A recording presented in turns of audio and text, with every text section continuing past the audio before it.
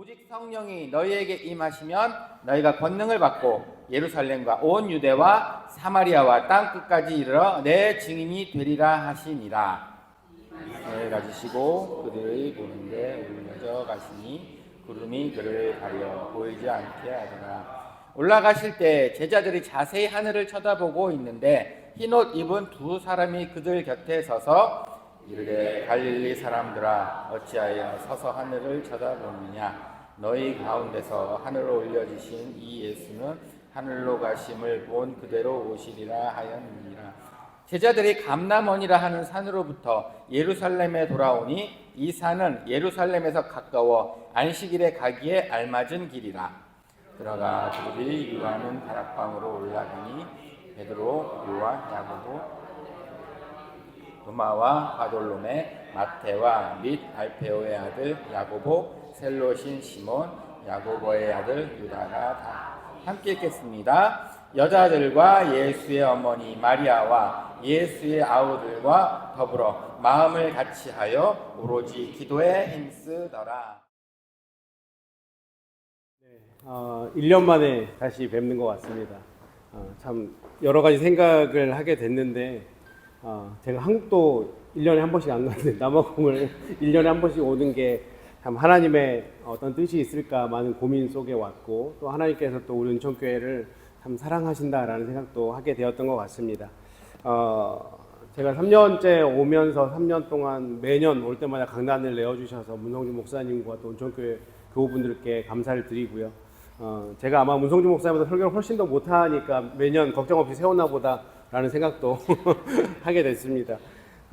작년에 남아공 선교를 마치고 나서 달라스로 돌아간 뒤에 제 삶에 큰 변화가 생겼는데 20여 년간 지내고 섬겼던 달라스 교회를 이제 사임하고 지금은 LA에 있는 세비사랑 교회라는 곳에 지난 2월 1일부터 파송을 받아서 이제 새로운 성도님들과 함께 또 재밌게 신나게 신앙생활을 하고 있고 또 이제 파송 받아간 교회에서 함께 또 비전 트립으로 올해 남아공으로 올 수 있어서 얼마나 감사한지 모르겠습니다. 오늘 또 은총교회 성도님과 함께 말씀을 나누면서 또 하나님께서 우리 성도님들에게 주시고자 하는 그 음성을 듣는 시간이 됐으면 좋겠습니다. 우리가 종종 사용하는 단어 중에 분수령이라고 하는 단어가 있습니다. 분수령이라는 단어는 어떤 사실이나 사태가 다음 단계로 넘어갈 때 그런 분수령이라고 하는 단어를 쓰죠. 아마 어떤 새로운 전환점을 우리는 분수령이라고 얘기를 합니다. 우리가 살다 보면 개인적인 삶에서 이런 분수령을 맞이하는 경우가 있는 것 같아요. 특별히 이민자로 살아가는 저희들은 아마 한국 땅을, 우리 고국을 뒤로 하고 새로운 땅에 와서 살아가는 것이 우리의 분수령일 수도 있고, 우리가 신앙생활 하는 우리에게는 예수님을 인격적으로 만난 그 시점이 우리의 분수령일 수도 있겠다는 생각을 해봅니다. 사도 바울처럼 다메섹 도상에서 하나님을 만난 그 시점, 이 시점을 분수령이라고 할 수 있겠죠. 오늘 본문 말씀 사도행전 1장 8절부터 14절까지 말씀이 제가 볼 때는 우리 기독교 역사의 한 분수령이 아닌가라는 생각을 해보았습니다. 오늘 우리가 봤던 말씀은 예수님께서 부활하시고 승천하시는 장면이 나와 있습니다. 이제 제자들은 더 이상 그들과 함께했던 예수님을 만날 수 없는 그런 상황에 놓이게 되었죠. 이 제자들의 마음이 어땠을까요? 얼마나 큰 불안과 두려움이 그들에게 있었을까요? 아마도 사복음서에 나오는 제자들의 모습을 보면 예수님이 없는 제자들의 모습은 아마 불안하고 또 아무 힘이 없는, 능력이 없는 무능한 모습이라는 것을 우리는 너무나 잘 알 수 있습니다. 한 사건을 제가 예로 들어보면 마태복음 17장에 나오는 사건인데요. 예수님께서 베드로와 야고보와 요한을 데리고 산으로 올라가십니다. 그래서 그곳에서는 영광스러운 모습으로 변화되는 사건이 있었는데 산 아래에 있던 제자들에게는 어떤 일이 있었냐면 한 간질 걸린 어머니가 자기 아들을 데리고 와서 좀 고쳐달라고 제자들에게 요청을 하는데 제자들이 그 아들을 고치지 못해요. 참 부끄러운 일이 그 상황에서 발생이 된 거죠. 능력 없는 무기력한 모습을 제자들이 보일 수밖에 없었던 것입니다. 사실은 그게 제자들의 현실인 거죠. 비단 이런 일만 있었겠습니까? 아마 비슷한 것들이 성경에 기록되어 있지는 않았지만 여러 차례 있었을 것 같습니다. 예수님이 안 계시니 이제 제자들은 이런 무기력한 모습을 자기네들이 견디고 살아야 된다는 것을 알았을 거예요. 그렇기 때문에 아마 제자들의 마음이 굉장히 부담스러웠을 것입니다. 예수님도 당연히 이 사실을 알으셨겠죠. 그래서 오늘 사도행전 1장 8절에서 예수님께서 그 제자들에게 새로운 대안을 주셨습니다. 1장 8절 말씀에 어떻게 말씀합니까? 오직 성령이 너희에게 임하시면 너희가 권능을 받고 예루살렘과 온 유대와 사마리아와 땅끝까지 이르러 내 증인이 되리라 하시니라. 오직 성령이라고 하는 그 대안을 주신 것입니다. 제가 이 본문을 기독교 역사의 분수령으로 보는 이유가 여기 있습니다. 이제 제자들 앞에는 두 갈래의 길이 있습니다. 하나는 이제 더 이상 예수님이 계시지 않는 땅에서 예수님의 명령, 예수님의 영향력을 받을 수 없는 그런 상황에서 무기력하고 영향력 없는 그런 삶을 살아가는 한 길이 있고요. 다른 한 길은 예수님이 주신 약속으로 나아가는 것입니다. 그런데 그 약속이 무엇입니까? 성령을 받는 길이죠. 성령과 더불어 새로운 차원의 또 다른 능력을 경험하며 살아가는 그 두 갈래의 길이 이제 제자들 앞에 주어진 것이죠. 그리고 이 두 갈래의 길 앞에서 제자들은 아주 위대한 결단을 내립니다. 제자들이 어떤 결단을 내렸냐 봤더니 14절 말씀에 여자들과 예수의 어머니 마리아와 예수의 아우들과 더불어 마음을 같이하여 오로지 기도에 힘쓰더라 라고 말씀하고 있습니다. 여기 본문에서 말하는 오로지 기도에 힘쓴다라고 하는 이 모습, 저는 이 모습이 기독교 역사의 가장 큰 분수령이라는 생각이 들었습니다.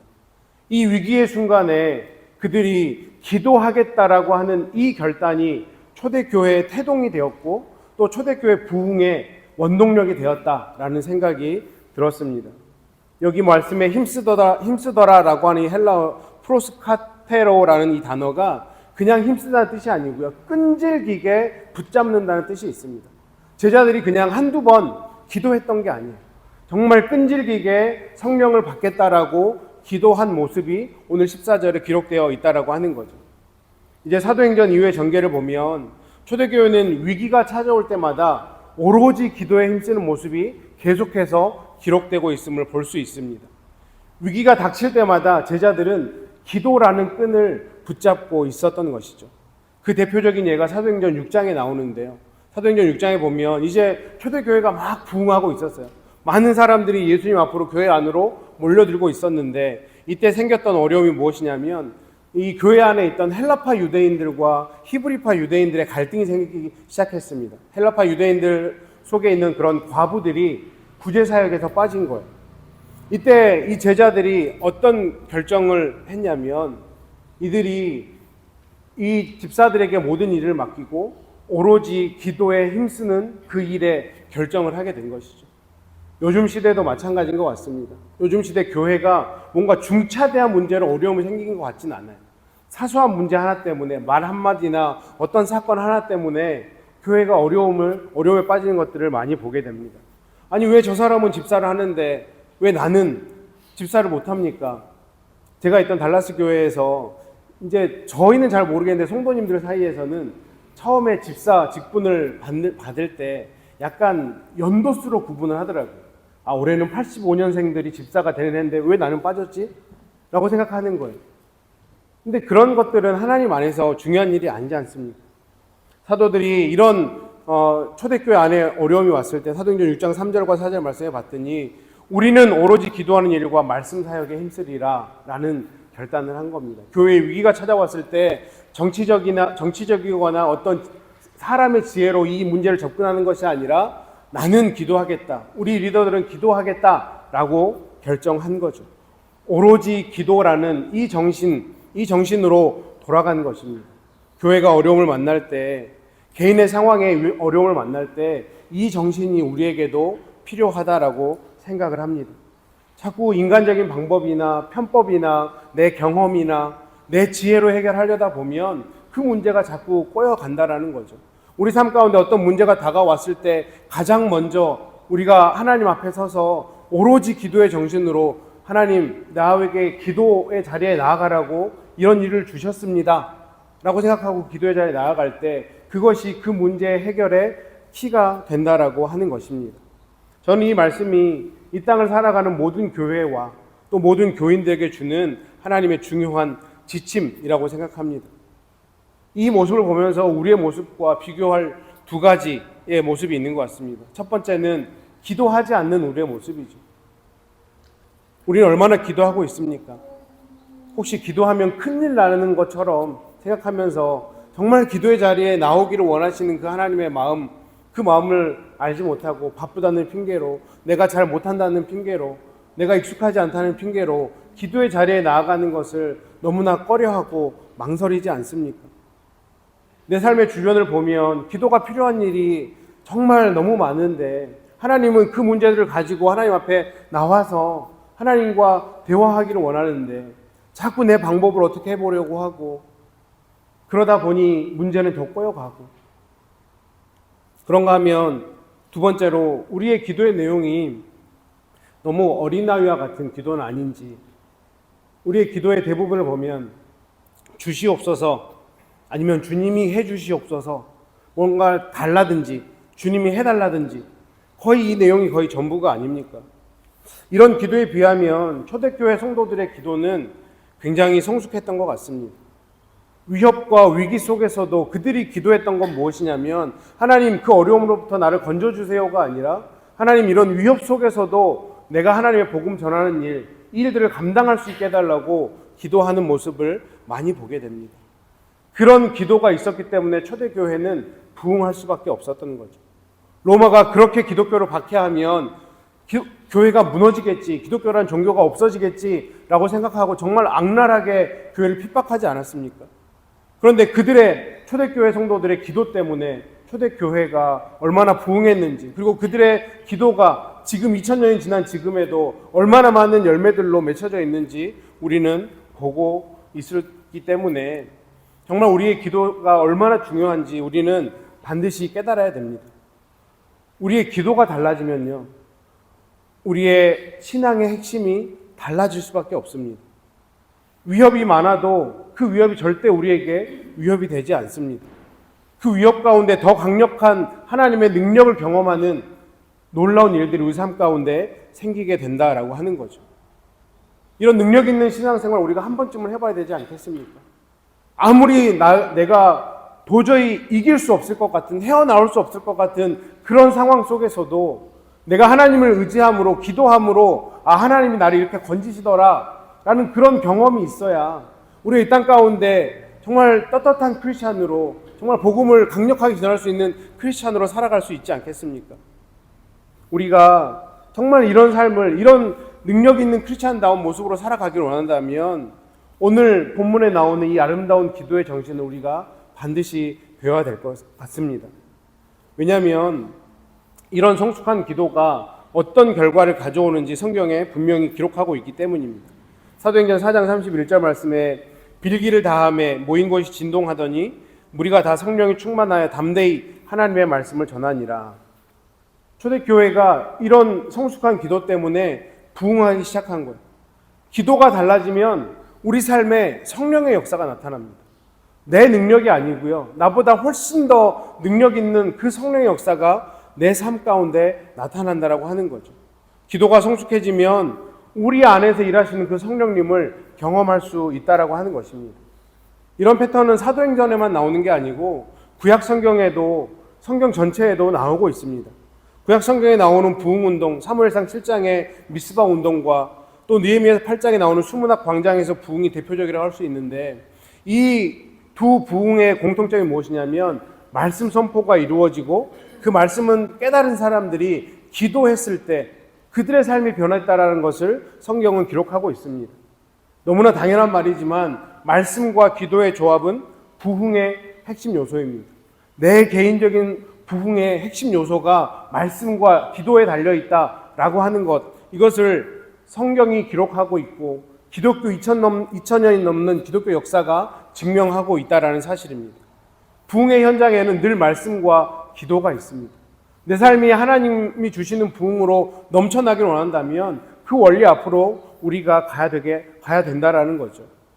특별히 우리가, 아마 제가 우리 성도님들의 개인의 삶은 알 수 없지만 살면 살수록 삶이 쉬워지면 좋겠는데 왜 이렇게 어려워지는 건지 모르겠습니다.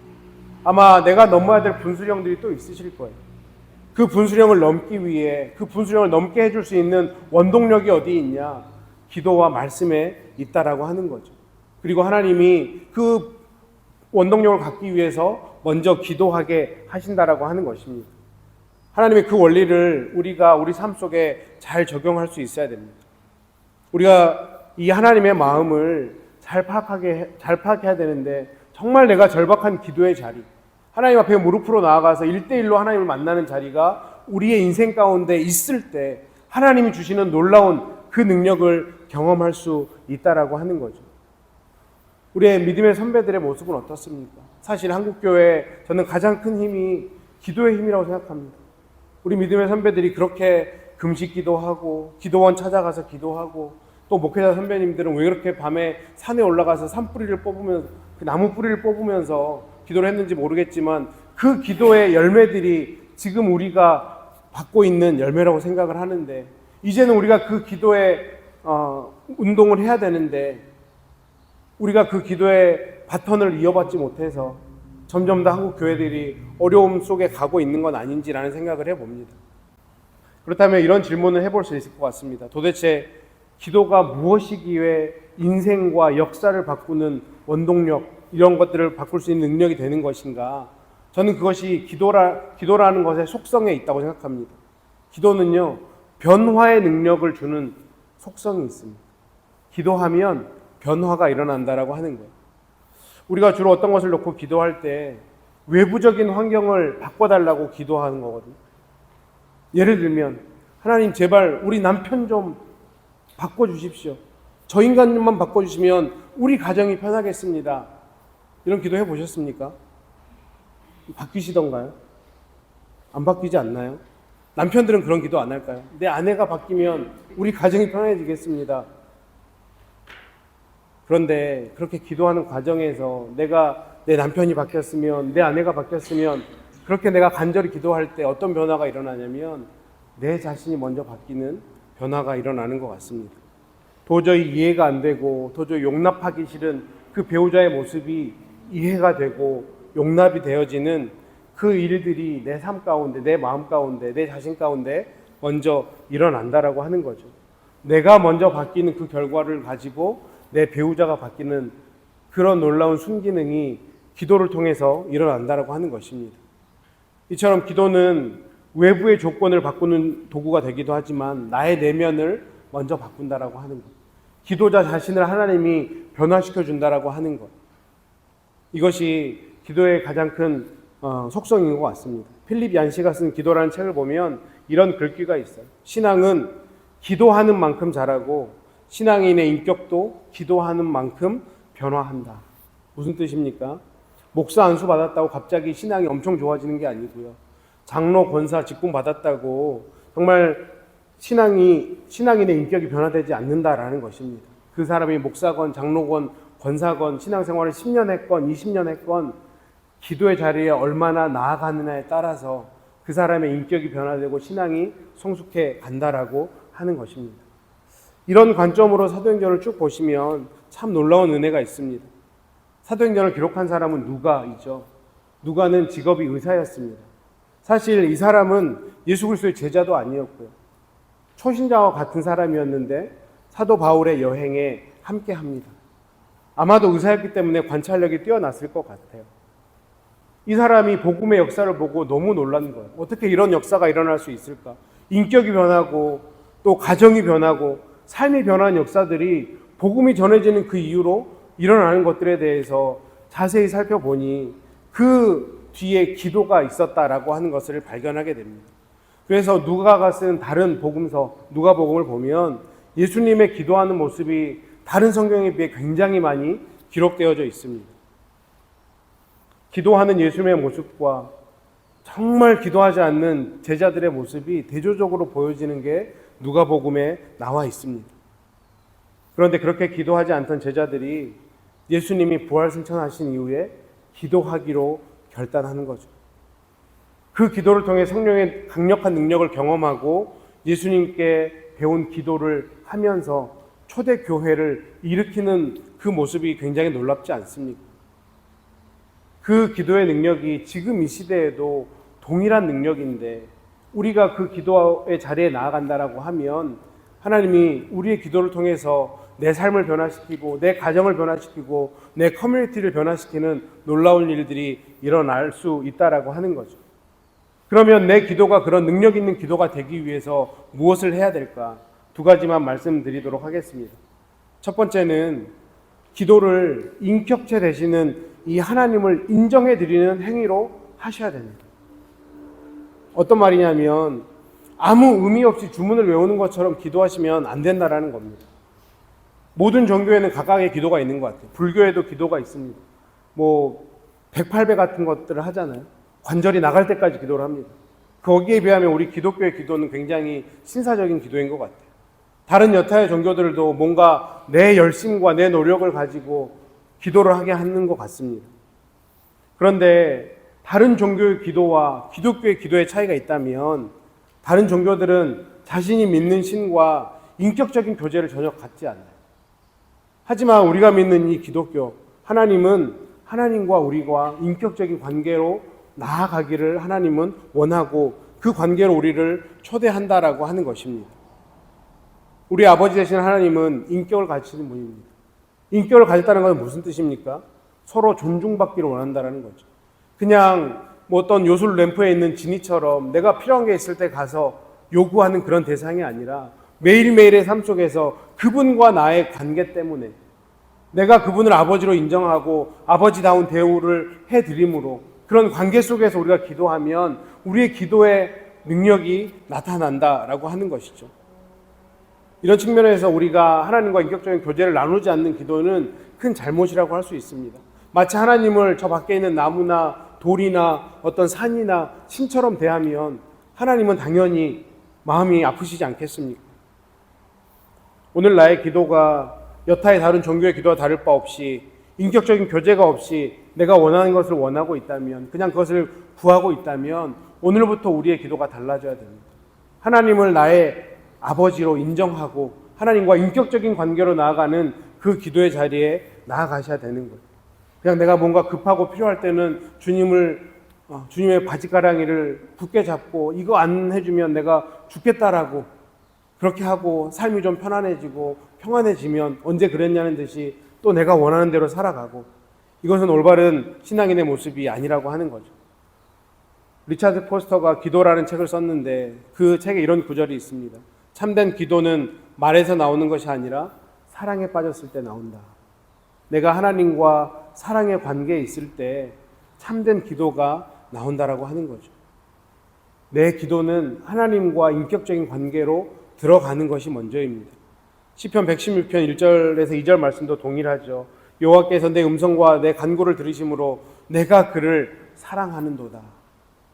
우리의 기도의 자리가 하나님과 사랑을 나누는 사랑의 대화를 나누는 자리가 되어야 되는 것입니다. 그래서 기도는 하나님과의 관계입니다.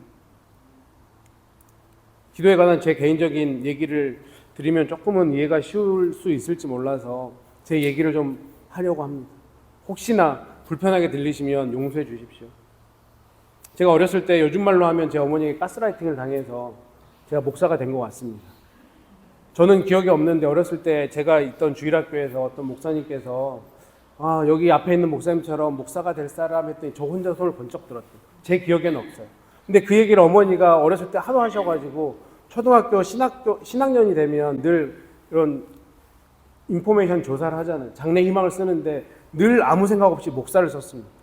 근데 중학생이 되고 고등학생이 되면서 머리가 좀 커지면서 세상에 직업이 여러 가지가 있는데 목사는 할 만한 게 못 된다. 첫 번째는 박공이고요. 두 번째는 새벽 기도라는 걸 해야 되는데 저는 새벽에 도저히 일어날 자신이 없더라고요. 그래서 그때부터는 제 생각이 바뀌었습니다. 나는 신문방송학과를 가서 기자가 돼야겠다라는 생각을 하고 열심히 중고등학교 동안 열심히 공부를 해서 계속해서 신문과를 준비했는데 수능 성적이 그렇게 나오질 않아서 제가 갔던 대학이 총신대학이라는 신학교로 갔습니다. 근데 거기 가서 참 재밌게 공부를 했어요. 하다 보니 제가 기독교 교육학을 전공했는데 굉장히 재밌게 공부를 했습니다. 그러다 보니 어느새 저도 모르게 신학의 길을 오게 되었고 사실은 제가 박인환 목사님도 계시지만 달라스에 와서 중앙연합감리교회에서 전도사 사역을 하는데도 새벽 예배 나가는 게 그렇게 쉽지 않더라고요. 제 안에 많은 고민이 있었죠.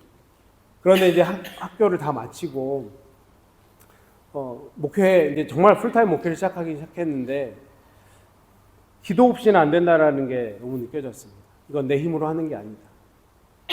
저보다 훨씬 더 나이도 많은 우리 성도님들 때로는 신방도 해야 되고 목양도 해야 되는데 제 경험으로 제가 배운 걸로 안 되겠더라고요.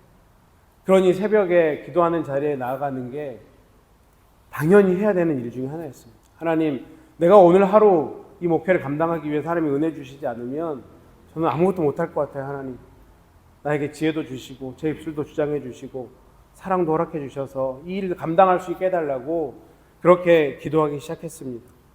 그리고 제가 그 당시에 섬겼던 그 중앙감리교회 이성철 목사님이란 분이 계시는데 저희 부목회자들에게 늘 하셨던 말씀, 목사가 최소 하루에 2시간은 기도하는 게 좋겠다. 본인이 오랫동안 목회를 해왔는데 2시간이라도 앉아 있어야 그 기도가 나중에 당신네들 더 목회 자리에 나아갔을 때 그게 자산이, 영적 자산이 돼서 목회에 도움이 되더라라고 그렇게 많이 권면을 해주셔서 그게 제 마음 가운데는 어떤 또 하나님 주신 음성으로 들려서 지금도 그렇게 하루에 2시간의 기도를 채우기 위해서 노력을 합니다. 그래서 아침에 새벽 예배 끝나고 거의 1시간 정도 기도를 하고요.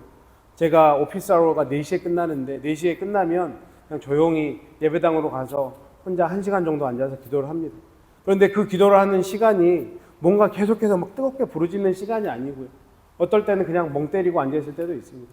하나님이라고 그냥 불러가면서 하나님 아시죠? 라고 불러가면서 마치 하나님이 제 앞에 있는 것처럼 그렇게 때로는 하나님 앞에 기도를 하기도 하고 때로는 그냥 하나님 나 좀 봐주세요 라는 말을 하기도 하고 그런데 그런 시간들이 쌓여가니까요.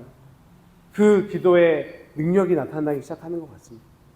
그래서 제가 정말 계획하지 않았던 이런 파송도 하나님의 그런 기도 가운데서 파송의 절차를 겪게 되었고 또 하나님이 새로운 길로 제가 뭔가 구체적으로 원하지 않아도 하나님이 이렇게 단계 인도해 가시는구나 라는 생각이 들었습니다. 기도를 어렵게 생각하지 않으셨으면 좋겠습니다. 내가 하루에 시간을 정하고 그냥 하나님과 1대1로 마주 앉는 자리 뭔가 그렇게 뜨겁게 방언하지 않아도 괜찮습니다. 내가 하나님과 1대1로 만나는 그 자리가 나에게 반드시 필요하다라고 하는 것을 기억하시면서 그 자리에 나아가 보십시오. 그 자리를 꾸준히 지키시면 그 자리 가운데 또 하나님이 역사하셔서 정말 인격적으로 만나는 그 만남이 있고 그 기도의 시간 때문에 내가 내 삶에 어떤 어려움이 찾아와도 그런 것들을 이겨낼 수 있는 원동력이 되는 것 같습니다. 두 번째로 우리의 기도의 자리에 나아가서 하나님만 전적으로 의지하셔야 됩니다. 기도를 하나님에 대한 전적인 의존 문제로 이해하셔야 되는 거예요. 그냥 내가 어떤 문제를 해결하기 위한 하나의 수단으로 기도를 가지고 오시면 안 된다는 거예요. 내가 이것도 해보고 저것도 해보고 기도도 한번 해봐서 하나님이 어떤 방법 중에 하나로 나에게 이런 문제를 해결했으면 좋겠다. 이렇게 접근하면 안 된다는 겁니다. 오늘 뭐라고 말씀합니까? 마음을 같이하여 오로지 기도에 힘쓰다. 제자들은 기도 말고는 다른 방법을 두지 않았어요. 기도하면 하나님이 해결해 주실 것을 믿고 기도의 자리에 나아갔던 겁니다.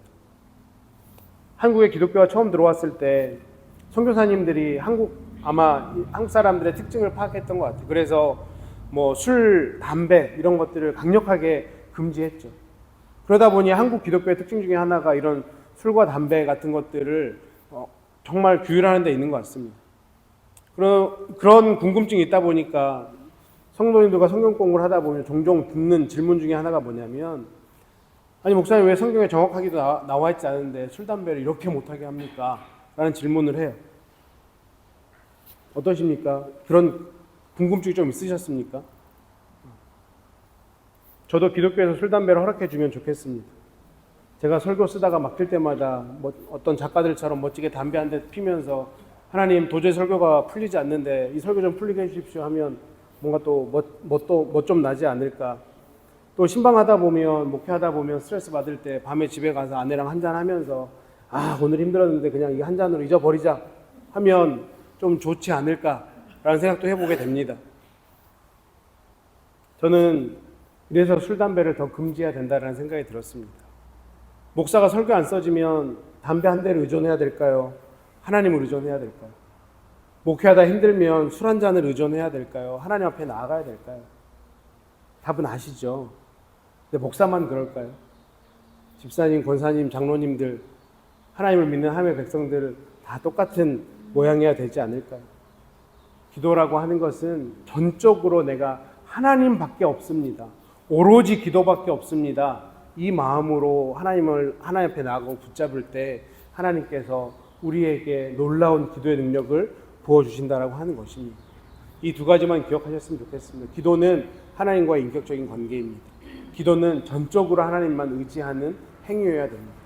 이렇게 기도의 자리를 지키며 나아갈 때 초대교회 그 기도를 통해서 놀라운 부흥이 있었던 것처럼 하나님께서 우리 성도님들 삶 가운데 펼쳐진 어떤 분수령인지는 모르겠지만 그 분수령을 넘게 하실 때 그 기도를 통해서 넘어가게 하실 것이고 하나님께서 우리 성도님들의 인생을 통해 영광 받게 될 것입니다.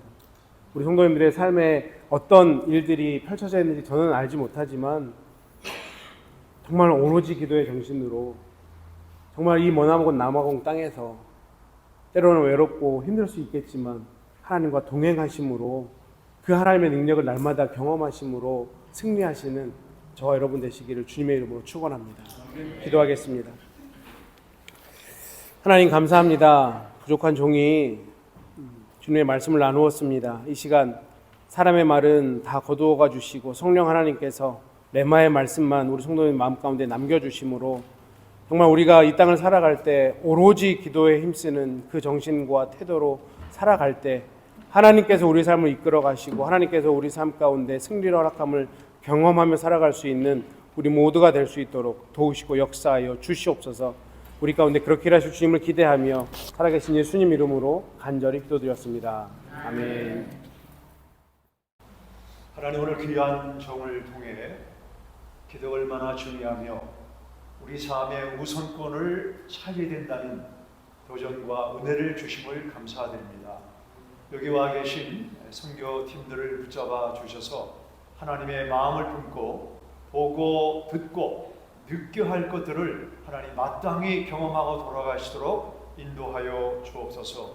여기에 귀한 교회를 세우셔서 이 지역에 그리스도의 복음이 풍만하게 증거되게 하심을 감사합니다.